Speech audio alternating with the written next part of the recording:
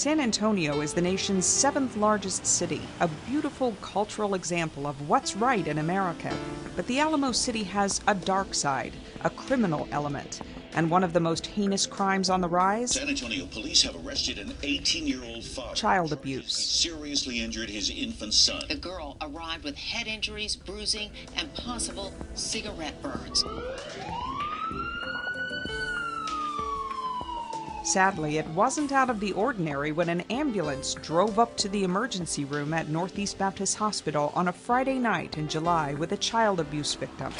What was extraordinary was the extent of the horrible pain inflicted on an innocent 14-month-old boy. Just a baby, really, alone and dying at the hospital. It was obvious that there was severe child abuse with this child.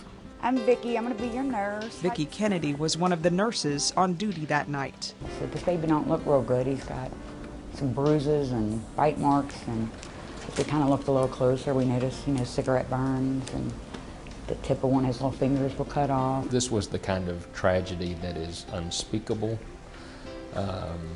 unimaginable. The medical staff tried for almost an hour to revive the child, but in the end, he was lost. Even at that moment, nurses embraced their calling. I held his hand for a long time, knowing he wouldn't make it, but knowing that he didn't have anybody else in the world.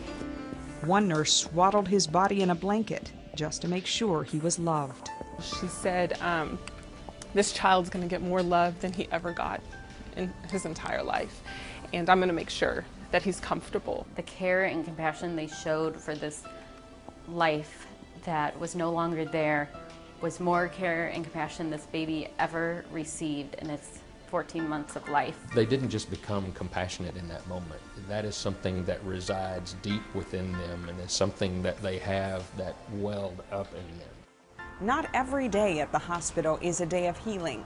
Sometimes it's a day of loss, but every day it's a day of faith in action. The faith that we hold here at Baptist is that God is with us.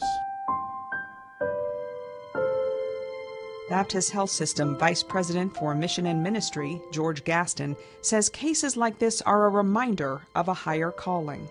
I tell you, I love working at Baptist because I get to work around people like this. People who care deeply, and people who express that care in the best of times and the worst of times. That kind of compassion is biblical. Jesus says in Matthew 25, "I was sick and you took care of me.